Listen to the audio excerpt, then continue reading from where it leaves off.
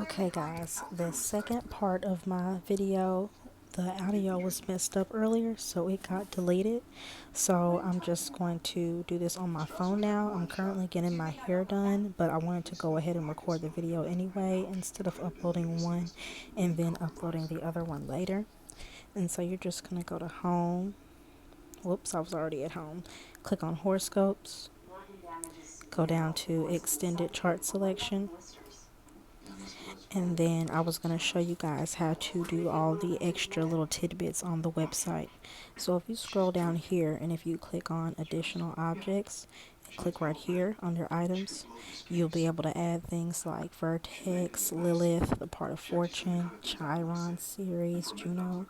So I'm just going to add Vertex, I'm going to add Lilith, I'm going to add Juno and Ceres. Okay.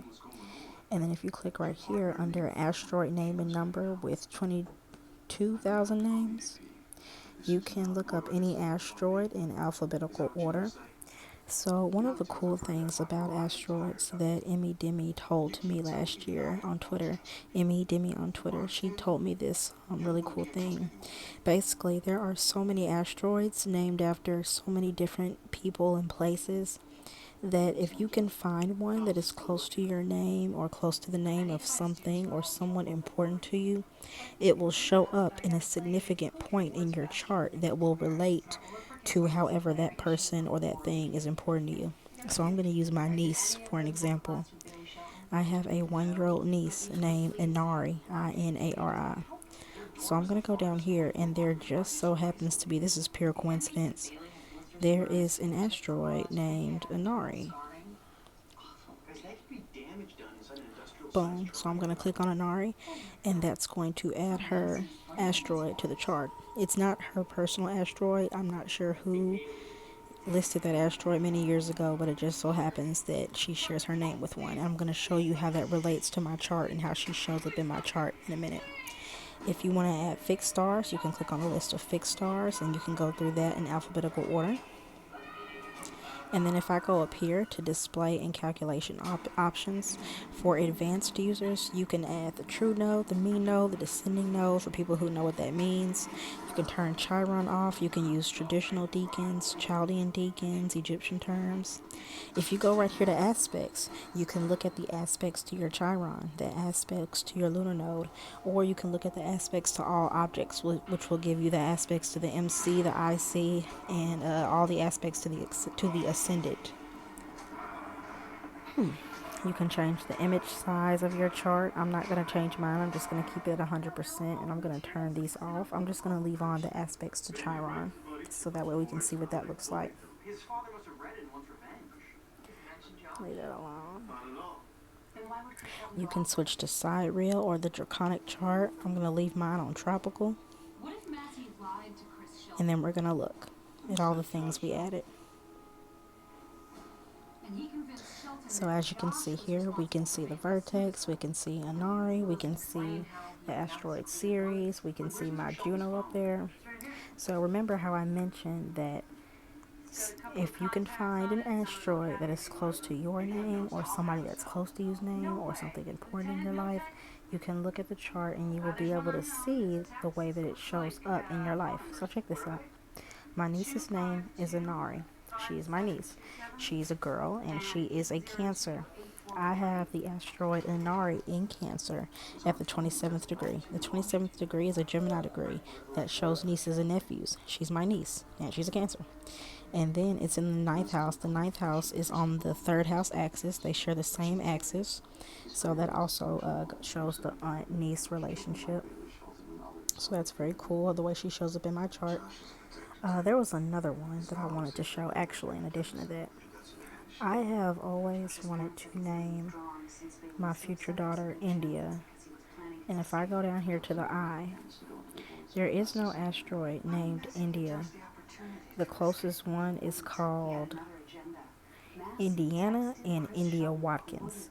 So Indiana, since that's the name of a state, I don't want to pick that one. I'm going to choose India Watkins, since that's the closest asteroid to the name. And if I pull it up on the chart, The asteroid India is exactly conjunct my sun, the sun being the purpose where I'm headed in the sign of Leo, Leo being children. So I'm headed towards an eventual child named India. Leo also represents daughters, so I could also say I am heading towards a daughter named India. Very cool how that works out. And then as you can see right here, we can see the aspects to my Chiron. I have Chiron square Neptune and Chiron exactly sextile moon.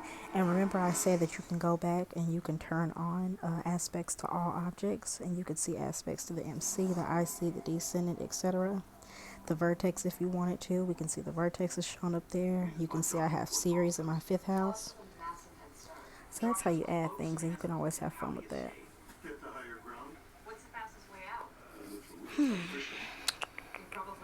And if you go right here at chart type, this is how you will be able to look at synastry, how you will be able to look at composites, how you're going to be able to look at your transits, your progress chart, persona charts. So I'm going to show you examples of each. Whenever you want to look at a synastry chart, I like to look at this option for synastry chart. It'll say synastry chart, and it'll have the number 2 in parentheses. So you click on there, and then who do I want to do my synastry with?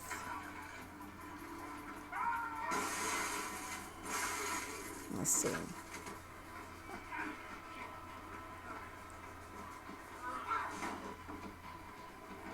Let's do the synastry of my niece and I. So because my name is at the top, this means that my chart is on the middle. It's on the inside. I am the blue. Her name is second, so she is the red. She's the outside chart. You can see that my ascendant is right here, and her ascendant is down there. Notice how her ascendant is in my 3rd house. That further shows how we have an aunt and niece relationship. Whenever you have the ascendant in synastry, look, we are always going to have it, but usually the ascendant will show where it falls into the house. It'll show what type of initial relationship the 2 people had. So you can see here that not only is she my niece, but I was there for her birth. So I was one of the first things that she saw. I was in the operating room because she was a C-section baby. And if we go down here, we can see that she is the red. These are the degrees of her planets. And it doesn't really tell you her houses. You kind of have to figure it out for yourself or just go look at the individual chart, which kind of sucks, but it's okay. And now let's go back and we're going to look at our composite chart. Whenever you select the composite chart, you want to select composite chart midpoint method.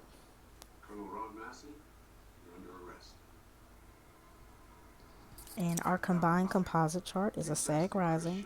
The composite chart is when you add up all the planets, all the points and everything, and you divide everything by 2. That's how you get the composite. It is a midpoint system. We have a lot of critical degrees here. Interesting. This 9th degree here can show that we are extended relatives, because the 9th degree is represented by Sagittarius, and Sagittarius is on the 3rd house axis with Gemini, which shows extended relatives like nieces, nephews, aunts, uncles, cousins, grandparents. And I could go further, but this is how you look at the composite chart, and then you can look at all the aspects down here.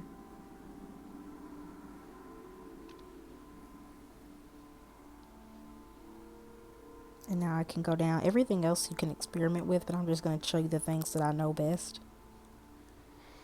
Here I can look at my transits. I can click on natal chart and transits, and I can change the date if I want to see transits from a certain date. Now I really prefer the website called astroseek.com for transits, because astro.com will show you see how it's got the planets on the outside, but it doesn't show you the aspects to your natal planets or anything. And I can just see how this would be very confusing for beginners. So I do prefer transits from astroseek.com, SEEK.com. Beware so long as you live of judging men by their outward appearance.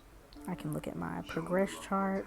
So when you're talking about the progress chart shows how you are evolving as a person, how your life is evolving. So I have progressed Scorpio rising. I am becoming more and more like a Scorpio every day. I always find myself doing Scorpio-like things.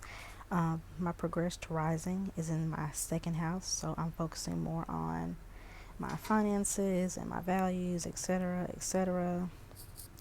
Right now, as you can see, Venus has progressed into the 12th degree of Libra, so I'm going through a period of confusing relationships, trying to heal, disappointments, things like that. It's square my moon, so I'm not getting everything that I want and what I need right now in life. Everything is kind of out of whack. Progress charts are really, really good when you want to see important events in your life, and they're especially important for predicting events. I am not the best at it, but I'm getting there. I'm still learning how to do that. I'm better at predicting events with horary, but I really want to be able to do it with natal charts. And then I could click on my solar return. Whenever you want to look at your solar return, you click on this one right here where it just says solar return chart. You can look at your lunar return chart. I'm going to show you the persona charts. Persona chart is the personality of every single planet and point in your birth chart. So this is the persona chart of my moon. This is the personality of my moon. My moon has a Virgo rising. It has a Pisces sun. And persona charts are created within the first year of life. As the transit sun goes around until your next birthday, it will hit every single point in your chart at some point in every planet. And at the exact moment that happens, the personality for that point or planet is born. So if we go and look at the date right here, we see August 20th, 1997. This means that the characteristics of my moon sign started showing themselves on August 20th when I was like 16 days old. That's probably, everybody always says I was a really big crybaby, so that's probably when I became even more of a crybaby, because that's when I had that double Leo influence going on, because I have a Leo sun and moon. And I can go up here and I can change this to Mercury, Venus, or whatever planet I want to look at. I can look at angles, Lilith. If I go look at Venus, press go, and you look at your Venus persona chart, you can see the different things that you need in your relationships. So the moon represents your needs, and the moon in a Venus persona chart will represent something very specific that you need in order to function well in a relationship. Mine is in the 5th house of sex and romance in Scorpio, which rules intimacy. So whenever I'm in a relationship, I do need a lot of sex, a lot of romance, particularly every day. And that's just the one that's the most obvious to see.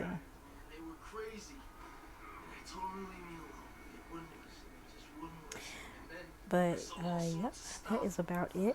Those are most of the extra tidbits. If I missed anything, I will come back and cover it at a later date. Thank you for watching, and I hope you learned something.